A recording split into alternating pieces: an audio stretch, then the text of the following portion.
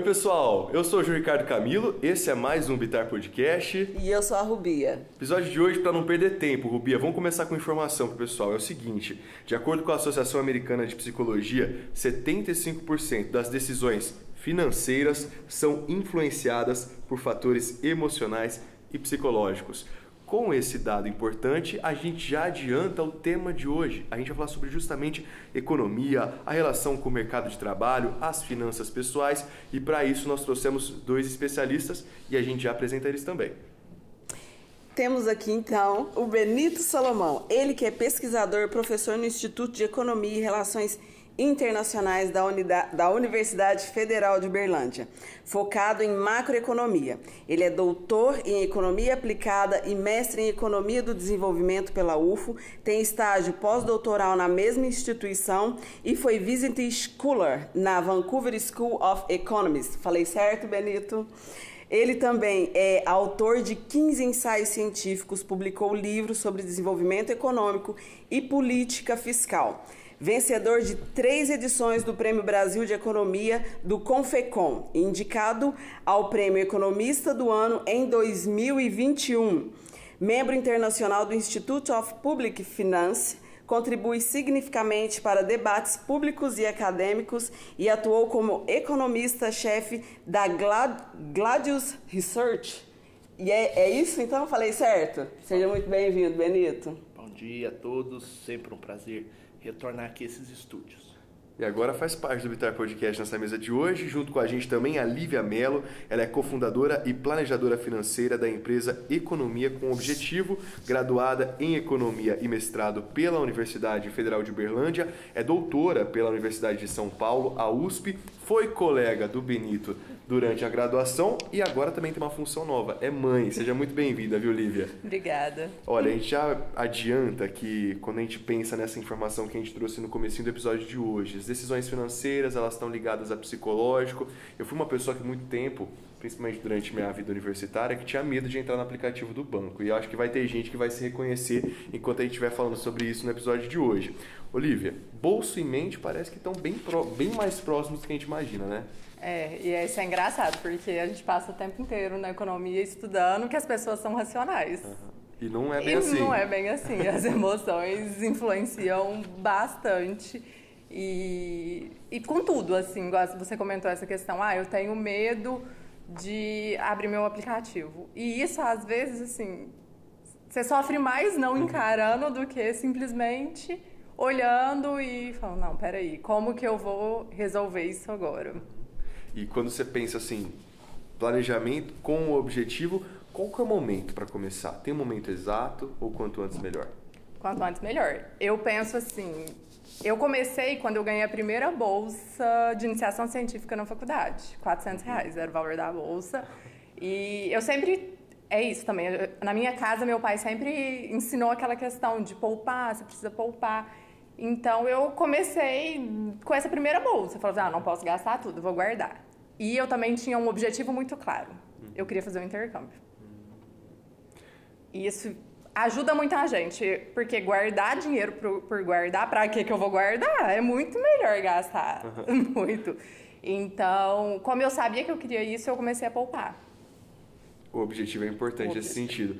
Benito, quando a gente olha para o cenário da economia brasileira, acaba refletindo muito como as pessoas pensam, né, sobre planejamento financeiro e tudo mais.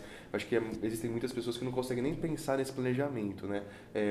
Qual que é a análise que se tem hoje de como as famílias têm lidado com o dinheiro aqui no Brasil? Existe um certo segmento da literatura que nos ensina que a forma como as pessoas lidam com as finanças pessoais, o que vai determinar ali o seu volume de poupança, ela está relacionada com características institucionais de cada país. De forma que países que produzem estados de bem-estar social mais, digamos assim, generosos, com atendimento a demandas fundamentais como saúde, como previdência, como educação, isso de certa forma desincentiva a população a adotar técnicas a formar poupança, tá? Então, essa me parece ser uma das características do Brasil. Então, se você pegar outros países de renda média, que não têm estados de bem-estar social consolidados, então a taxa de poupança desses países tende a ser muito maior. Por quê? Porque, ao fim do argumento, a responsabilidade por gerar proventos na sua velhice, por gerar as suas despesas com saúde e educação, elas não são do Estado, elas são do indivíduo. Agora, isso são questões... esse modelo institucional de um país, de outro, etc. O Chile, por exemplo, recentemente estava buscando rever as suas questões de previdência, que são bem mais rigorosas do que aqui no Brasil. Essas questões elas estão muito mais relacionadas com o Pacto Democrático. Então, as sociedades elas se organizam na forma de parlamentos, na forma de congressos, e elas vão discutir isso democraticamente. Algumas escolhendo estados com maior nível de assistência, outras com estados com menor nível de assistência. Então, assim, no Brasil, eu acho que essa questão do planejamento financeiro, ela passa também pelo pacto político institucional que foi desenhado na Constituição de 88 e que universalizou serviços. Então, você tem acesso à educação pública, você tem acesso à saúde pública, você tem acesso à previdência, você tem acesso à assistência social, você tem acesso à lei orgânica de assistência social, a benefício de prestação continuada, você tem acesso a uma série de serviços públicos que, de certa forma, complementam a oferta privada desses serviços e atendem populações de baixa renda, desincentivando a poupança nesse sentido. Então, e aqui eu não estou fazendo nenhum juízo de valor sobre isso. Eu estou apenas constatando o que alguns segmentos da literatura nos ensinam a respeito. E quando a gente olha para essa situação, para esse cenário, uma notícia recente, não vou trazer o dado exato porque eu não tenho, mas a maioria das famílias brasileiras hoje estão endividadas, né? Quando a gente olha para que as pessoas não conseguem assumir aquelas dívidas e... há uma série de fatores que levam, por exemplo, o governo federal recentemente lançar um programa para o Desenrola, que foi por um tempo ali para tentar amenizar essa situação. Isso tem trazido a conscientização para que não só trate a emergência dessas famílias endividadas, mas também a importância do planejamento financeiro? Ainda é prematuro falar alguma coisa sobre conscientização. Porque a verdade é que a gente estuda lá na economia que o consumidor é racional, né? A gente passa a graduação toda aprendendo isso, mas a verdade é que a gente também aprende que as pessoas buscam maximizar a sua utilidade. A utilidade aqui é o conceito que os economistas usam para se referir a uma métrica tangível de bem-estar. Então as pessoas consomem porque consumir é bom, né? Então consumir aumenta a sua satisfação, aumenta o seu prazer na vida. Então é difícil a gente pensar em termos de conscientização ainda, porque existe ali um comportamento que ele é talvez um pouco natural do indivíduo em sociedade, de querer ampliar o seu bem-estar, o que acontece através do consumo. E se você tem instrumentos financeiros aí que facilitam isso, como cartão de crédito, como, enfim, crédito pessoal, esse tipo de coisa, às vezes essa decisão de consumo ela pode ser antecipada, né? Ela pode ser antecipada, ela pode ser incentivada, e independente ali de uma percepção racional do consumidor sobre isso, né? Às vezes é mais interessante, por exemplo, quem está ofertando esses instrumentos de crédito ali agir de uma forma um pouco mais austera, não sei, né? Aí é a questão que a Lívia pode nos ajudar também. Eu acho que quando você traz esse dado, é bom a gente ter uma grande diferenciação, porque estar endividado não é a mesma coisa de estar inadimplente. E às vezes as pessoas confundem. Então, assim, se eu estou endividado, eu peguei algum crédito, eu tenho uma dívida. Então, se eu tenho parcelamento no meu cartão de crédito, se eu tenho um financiamento imobiliário, se eu tenho um financiamento ali do meu carro, eu estou endividado.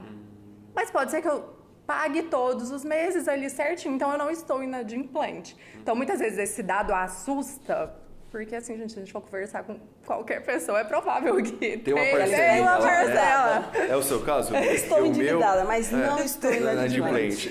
Então, a hora que a gente já diferencia esse conceito, já dá um pouco, uma acalmada ali no coração, né? Tipo... Mas enquanto planejadora financeira, você consegue olhar para que essas famílias, por exemplo, consumindo através do crédito, seria um problema ou de maneira, como a gente falou, consciente, organizada, isso pode ajudar, né, nesse sentido? Eu gosto de fazer sempre o questionamento. O crédito não vem de graça. Você vai pagar uns juros para o banco para você usar o dinheiro do banco.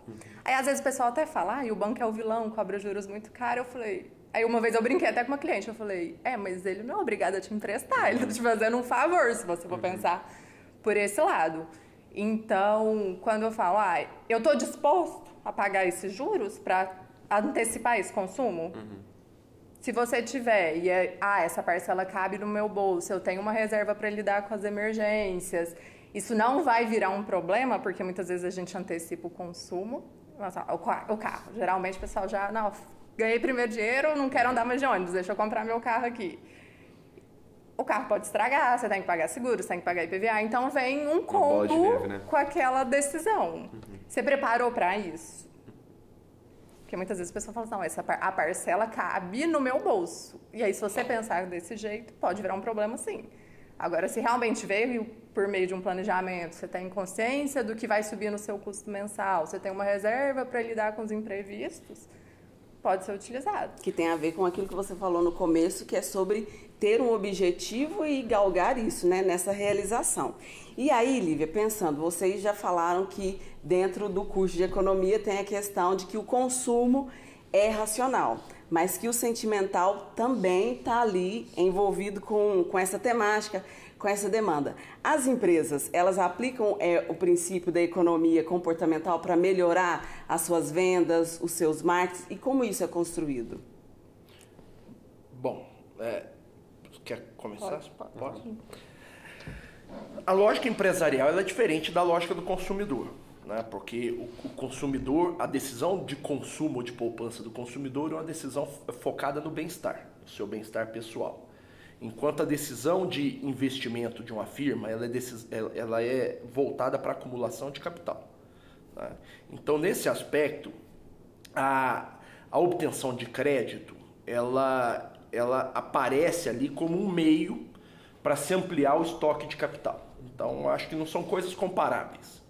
Não são coisas comparáveis. Então, e isso precisa ficar claro. E o processo de acumulação de capital das firmas, ele passa por um conjunto de objetivos que a firma e de meios que a firma pode utilizar, como ampliação de market share, como posicionamento de marca, como maximização de lucro, que é o que nós aprendemos lá na microeconomia. Então existem um conjunto de meios ali pelos quais a firma pode se posicionar. O que pode, inclusive no curto prazo, significar queima de caixa, né? Então, mas isso é estratégia empresarial. O que eu queria fazer era voltar um pouquinho nessa última fala da Lívia, que eu acho que foi muito feliz, citando um livro do Eduardo Gianetti, que se chama O Valor do Amanhã. E esse livro, para quem nos assiste, eu recomendo bastante, porque é um livro que nos faz refletir bastante, né, sobre a noção de consumo e de poupança. O Valor do Amanhã é porque o Gianetti ele passa praticamente o livro todo de uma forma muito persuasiva e muito elegante, nos falando sobre as trocas no tempo, né? Então, o consumo e a poupança são decisões que os consumidores eles tomam intertemporalmente. Por exemplo, a poupança hoje ela é uma decisão de consumo no futuro, né? E de certa forma a taxa de juros é esse preço do dinheiro, né? É esse preço pelo consumo amanhã. Se você posterga a sua decisão de consumo de hoje para o ano que vem, e você postergando isso, você adquire títulos que vão lhe render taxas de juros, esse juro que você está recebendo, ele é, na verdade, um prêmio pela paciência, né? Que é o termo que ele utiliza no livro. Agora, se você é impaciente e adquire um crédito antecipando o consumo que seria futuro para o período atual, esse juro que você paga é o preço da impaciência, né? E num determinado momento do livro, né, eu já li esse livro faz bastante tempo, mas vale a pena citar um trecho de uma pesquisa científica americana que ele narra, no qual os pesquisadores colocaram crianças na sala e combinaram com as crianças que se elas esperassem o adulto voltar, eles teriam um chocolate.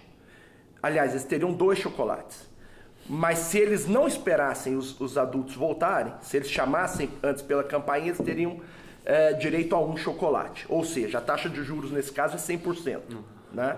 Então, e eles fizeram essa pesquisa, uma parte das crianças chamaram antes do tempo acabar, e as outras esperaram os 20 minutos, que era o tempo necessário para o adulto voltar ali. E acompanharam essas crianças ao longo da vida. Né? Esses pesquisadores acompanharam essas crianças durante 20, 30 anos, não me lembro mais em detalhes ali o que ele cita.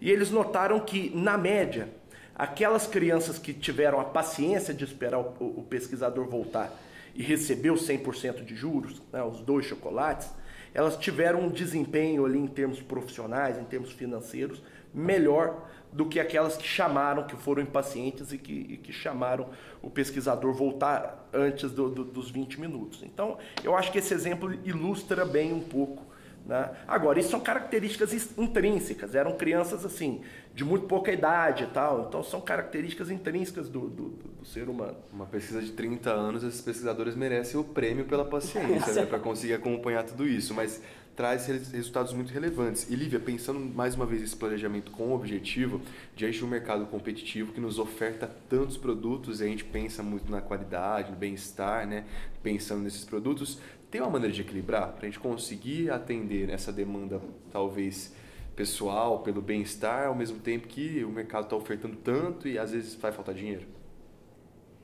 É difícil, porque vocês comentaram essa questão das empresas. Elas sabem que as pessoas não são racionais e elas têm assim, setores dentro ali para incentivar o consumo. Uhum. Então, ontem eu estava até vendo um moço ensinando a vender e ele falava, como que você faz para vender mais? Você tem que ter tempo com a pessoa. Então, as empresas elas ficam o tempo inteiro concorrendo com a nossa atenção. Hoje em dia, no Instagram, por exemplo. Você fica ali consumindo, você pensa, começa a aparecer patrocinado. Você pesquisa uma coisa, tá lá, olha essa bolsa. E aquilo vai se repetindo até que uma hora você vai...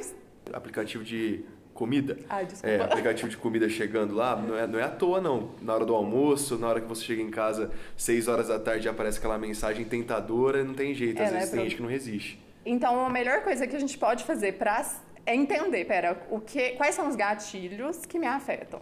Uhum. Então eu vou tirar a notificação do aplicativo, eu vou parar de seguir aquela blogueira que toda vez que ela posta uma coisa, eu já vou lá pesquisar porque eu quero comprar. Porque ela sabe como fazer para que eu... entender que as empresas pensam nessa questão emocional para te vender. Para te vender. E aí a gente pega muito nessa questão da prova social, o pessoal, nossa, ela está consumindo, ela está falando que é bom, então eu quero também. Então, como nós somos bombardeados por isso o tempo inteiro, para você chegar nesse equilíbrio, eu gosto muito de frisar isso. Então, peraí, o que você realmente quer? Uhum. Eu vou dar um exemplo. Às vezes teve uma cliente que eu estava conversando, ela foi contar o quanto que ela tinha gasto com dinheiro num lanche, tipo assim, um lanche, ok. Eu falei assim, nossa, dava para você ir 4 vezes num restaurante muito bom. Uhum. Aí ela falou assim, não, eu nem tinha pensado nisso. E eu comia ali na pressa, só para matar a fome, nem era um negócio que eu queria. E então, quando você começa a entender, peraí, eu que vou mandar no meu dinheiro. Para onde que eu quero que esse dinheiro vai? E aí, em termos de eu vou poupar para o futuro ou não, eu vou poupar para quê? E quanto que eu preciso? Porque às vezes também a gente fala assim, nossa, eu quero dinheiro para comprar um carro. Nossa, eu preciso de 80 mil. Nossa, eu nunca vou conseguir juntar. Então, eu nem começo, sabe? Porque parece que está tão distante aquele sonho. Então, a hora que você vai quebrando em metas menores, entendendo, não, então eu vou juntar isso aqui. A gente fala no planejamento, o simples funciona. Primeiro salário caiu na conta, já tira aquela parcela dos investimentos ali, da sua poupança. Você não precisa ficar lutando o mês inteiro. Não, eu vou me esforçar, porque aí no final do mês vai sobrar, eu vou guardar o que sobrar. Nunca vai sobrar. Não vai sobrar. Quando a gente olha, sobrou um restinho ali, parece que o carro sente às vezes, né? Sente, tem alguma coisa sobrando ali, é um barulho que surge, uma luz que acende no painel. E qual que é o perfil das pessoas que procuram esse serviço de planejamento financeiro nesse momento? Eu penso que até o público jovem está atento a isso, ou quando que a água começa a bater na bunda, como você disse, que eles começam a procurar sobre João, isso? eu vou aproveitar a sua pergunta e trazer também uma outra questão, que o Benito falou que na pesquisa norte-americana, as crianças que passaram pelo teste teve acompanhamento durante 30 anos aí, que era intrínseco. Mas isso pode ser ensinado também, aproveitando a questão que o João traz aí dos jovens, eu posso ensinar desde criança, você que agora é mãe? A gente pode ensinar, mas conhecimento não muda comportamento. Porque todo mundo sabe que é só gastar menos do que ganha. Então, por que a gente tem essa quantidade de atividades, inadimplentes? É fácil, o conhecimento tá dado, né? Todo mundo sabe que tem que poupar. Por que a gente não poupa?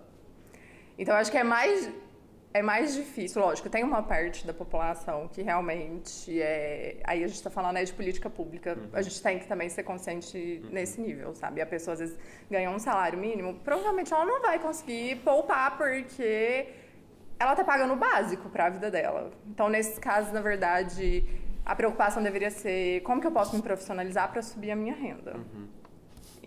Porque aí só o conhecimento para essa parcela da população pode ajudar? Pode, porque também o que a gente percebe é que às vezes eu subo a renda e eu subo meu gasto na mesma... Vou acompanhando. Às vezes tem proporção maior, né? Às vezes tem proporção maior. Porque aí você começa a ter acesso ao crédito que antes você não tinha. Então, pode acontecer isso. Mas eu sempre gosto de frisar isso. Tipo assim, não adianta você ter o conhecimento se você não mudar o comportamento. E mudar o comportamento é difícil. É muito difícil. E aí, em termos de, quem geralmente procura o planejamento? O que eu sempre escuto nossa, eu deveria ter começado antes. Porque eu já atendo muito o pessoal que está ali na faixa dos 27, 30 anos, que começou a ganhar um dinheiro legal e falou assim, peraí, eu achava que era só subir a renda que eu ia resolver meu problema. Isso não aconteceu. Isso não aconteceu. E aí eles veem, sabe, não, realmente, peraí, o que eu posso fazer de diferente? Eu vi um meme na internet que era a pessoa falando assim, faz 5 anos que eu falo, deixa eu só me estabilizar. E essa estabilização nunca chega, né? Mas a Lívia tocou num ponto interessante, professor Benito, que é a política pública voltada para essa situação. A gente sabe que há esse cenário, como você já adiantou aqui no Brasil, mas hoje quais são as políticas públicas voltadas para tentar amenizar esses impactos causados, então, pela falta de planejamento financeiro, seja pela falta de conhecimento, mas também, às vezes, por falta de opção em tê-lo? Políticas públicas existem, né? Existe, por exemplo, o cadastro positivo, né? É um tipo de política pública voltada ali porque às vezes a pessoa se torna inadimplente em uma determinada dívida, às vezes até por um desacordo comercial, mas ela é adimplente em todo o resto. Então existem ali as questões como o cadastro positivo, como o Open Finance, né? Que é você abrir o seu cadastro para... Você é dono dos seus dados e você abre o seu cadastro para as instituições financeiras. Mas é lógico que tudo isso é muito pequeno, né, numa sociedade que ela é controlada pelo marketing, né? Porque aí nós temos que pensar também se essas políticas públicas elas conseguem ser efetivas diante de um conjunto de gatilhos que são impostos diariamente através dos meios de comunicação em massa e das grandes plataformas de redes sociais. Havia um economista lá do começo do século passado chamado Thorstein Veblen e ele desenvolveu um conceito chamado consumo conspícuo. O consumo conspícuo ele está relacionado com aquele padrão de consumo que não necessariamente maximiza o bem-estar daquele consumidor, daquela família, mas ele é utilizado como um consumo que insere aquele indivíduo num determinado meio social. Hoje a gente chama isso de consumo ostentação, né? Traduzindo isso para um público maior. Mas o Veblen já discutia isso lá no começo do século passado. As pessoas elas optam por determinados padrões de consumo não apenas para satisfazer necessidades pessoais, mas também para quê? Para se inserir em certos meios sociais. E hoje, numa sociedade onde você é permeado por meios de comunicação em massa, que te dizem, que te incentivam o tempo todo a escolher marcas, enfim, onde o marketing impera, esse comportamento ele me parece ser um pouco mais difundido nas pessoas, né? E eu não sei se políticas públicas elas têm exatamente a capacidade de influenciar nesse cenário, entendeu? Eu vejo essa capacidade muito limitada. Lívia, pensando no Brasil, né? Essa dimensão com várias características que o professor Benito já trouxe lá no começo. Muitas pessoas às vezes não podem pagar por uma consultoria. Apostar aí no auxílio de ferramentas, de aplicativos para aprimorar essa questão da finança, da reserva, da poupança é uma boa? Pode ajudar, mas a gente volta naquele ponto do conhecimento não resolver muitas coisas, porque às vezes o pessoal, até na consultoria, chegar, nossa, mas eu anoto tudo e o dinheiro não sobra. Aí você fala, não é suficiente. Mas ajuda à medida que traz alguma clareza para quem tem... Às vezes, hoje os aplicativos eles estão desenvolvendo pensando nisso, né? Então, você entra às vezes no aplicativo do seu banco, ele já te mostra ali quanto que você gastou no mercado, com combustível. Então, pode sim, né, auxiliar, dar algum norte para esse pessoal. Para além de saber utilizar, é a prática, então, né? Só ter o conhecimento, mas eu preciso praticar essa questão da economia aí. E principalmente entender como que você toma a decisão, o que está te influenciando, para você pensar numa estratégia que funciona para você. E é difícil porque às vezes o que funciona para uma pessoa não funciona para outra. E aí eu me lembrei de um outro episódio, João Ricardo, onde você começou a anotar, fazer todos, durante o episódio ele ia anotando todos os gastos. E aí, como que tá? Teve o conhecimento, mas e aí na prática? Não foi suficiente, como diz a Lívia, mas eu já consegui cortar umas coisinhas que no final das contas fazia um grande volume. Uma das coisas que eu me lembro, que não foi só nesse episódio, mas eu descobri que ao longo da minha vida financeira, do meu banco, descontava, se eu não me engano, de 8 a 10 reais de um serviço que eu nunca utilizei e que talvez no momento de fazer o contrato não percebi, passou batido. No acúmulo passaram 2 anos que eu fiquei pagando por esse serviço e no final das contas deu um valor que eu poderia ter aproveitado de uma outra maneira. E ficar atento a essas questões bem pequenas eu acho que faz uma grande diferença quando a gente fala de dinheiro, né? Quanto mais a longo prazo, maior o volume, né, que você consegue economizar. Mas eu não sou exemplo nenhum, viu? Porque, olha, eu vou te falar, eu ainda tenho bastante dificuldade, mas tô tentando ter essa conscientização. E o que eu queria te perguntar agora, Lívia, é justamente sobre isso. Pelo contrário de mim, minha irmã e meu pai são exemplos. Os dois conseguem controlar, são bastante metódicos nesse sentido e com isso conseguem colher os frutos dessa organização. O ambiente familiar influencia? Quando a gente falou que a psicológico tem total relação com o bolso, mas o ambiente familiar acaba também tendo algum impacto nisso. Influencia, mas é engraçado, porque tem alguns livros, eu recomendo esse livro, chama A Mente Acima do Dinheiro. É muito bom mesmo. E ele mostra alguns casos de 2 pessoas que foram criadas pela mesma família. Elas começam a fazer associações diferentes em relação ao dinheiro e por isso na vida adulta ela acaba ou querendo seguir o exemplo ou não seguindo o exemplo por causa dessa associação. Às vezes sua irmã pode ter captado, por exemplo, meu pai poupa, é importante poupar quando acontecer alguma emergência. Aí você já pode ter captado, poupar é não usufruir, porque quando eu queria ir comer uma pizza, meu pai falava que não podia porque ele tinha que guardar o dinheiro. E aí você já não quer ser assim, você quer usufruir agora, porque para você é algo ruim. Eu sofro da síndrome do eu mereço.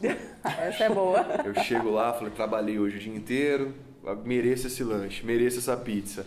Isso faz mal no final do mês. Faz, com certeza. E a gente sempre acha. Mas é só deixar uma reservinha do eu mereço ali. Olha aí, tá vendo? Até nisso dá pra se organizar. Com objetivo. O objetivo é eu mereço, vou ter uma reservinha ali, dá pra fazer esse planejamento. Isso, e às vezes quando a gente fala de simplificar, por exemplo, o meu dinheiro do eu mereço, eu vou deixar nessa conta X aqui. Então você deixa ele separado, que é pra gastar sem culpa mesmo. Porque fazer planejamento não é deixar de gastar. Mas é justamente de gastar com o que é importante pra você. E aí, beleza, eu posso gastar. Se eu quiser torrar tudo em um dia, eu torro. Se eu quiser dividir por 4 finais de semana, eu divido.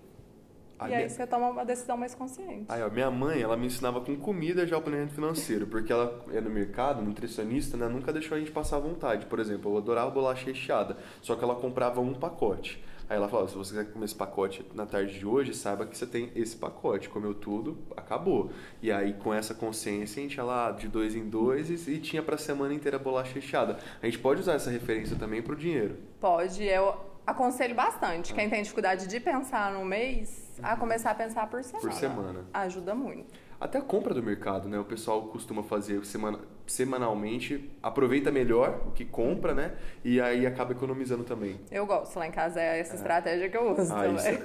Se ela, especialista na área, faz isso, eu acho que já fica a dica, né? Uma dica pro pessoal. E tem outros elementos também, a gente estava falando do marketing, né? Voltado. Você vai numa loja de roupa, ar-condicionado gelado.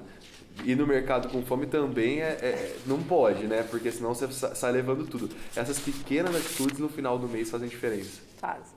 Olha, Bastante. gente, ou seja, fiquem atentos a essa dica, que eu tenho certeza que quando você realizar algum sonho guardando esse dinheiro, muitos jovens estão recebendo esses primeiros salários agora, vão realizar esses sonhos, vão lembrar dessa conversa que a gente teve de hoje no Bitar Podcast, né, Rubia? Exatamente. E para exatamente esse jovem, que eu também tenho uma pergunta para o professor Benito. A gente tem visto aí na internet um boom sobre influencers falando sobre investimento, invista nisso, invista naquilo. Como você é um pesquisador, tem visto essa questão do boom dos investidores no Brasil, esses investidores jovens mesmo que prometem mudar de vida, Exatamente. Né? Qual é o seu olhar sobre isso? Olha, eu não tenho um olhar sobre isso porque eu simplesmente não acompanho esses influencers. Então, assim... Mas não só os influencers, essa questão do aumento do número de investidores assim, no Brasil e jovens. Então, o mercado financeiro ele é complexo. Eu trabalhei no mercado financeiro e olha, não existe produto mágico ali que vai fazer você mudar de patamar. Né? Aliás, no Brasil, onde você tem uma taxa de juros historicamente alta, né, é muito comum que no longo prazo, muitos desses produtos milagrosos aí que alguns influencers falem nas redes sociais e tudo, é muito comum que eles percam para o CDI. Né? Então, a longo prazo é complicado. O que vai te fazer acumular riqueza, né? As pessoas vão para o mercado financeiro com o intuito de acumular riqueza. Mas o que vai te fazer, de fato, acumular riqueza é o hábito de guardar todo mês um pouco. Então, não é o produto X, o produto Y, o produto Z, aquele produto que tem isenção de imposto de renda. Não é nada disso. Né? É lógico, existem oportunidades. Existem produtos que estão precificados abaixo do que o seu valor fundamental realmente indica. Agora, isso é questão para ser analisado por assessoria especializada, né? E não por redes sociais, né? E não por influencers. Né? Eu até não gosto muito desse termo, né? Porque, enfim, tenho lá minhas críticas, mas procura uma assessoria especializada. Né? Então, nós temos aqui pessoas que podem ajudar nesse sentido. Nós temos empresas que estão ali aptas a encontrar essas oportunidades, né? E digamos assim, nessa tempestade de informação, né, que você encontra todos os dias nessas redes sociais. Tem que ter cautela. Muita. E tem uma informação teve uma pesquisa que eles fizeram sobre o perfil do investidor brasileiro. E, por exemplo, a maioria dos brasileiros, a gente é um número muito alto, eu não recordo quanto, eles acham que a aposta é investimento.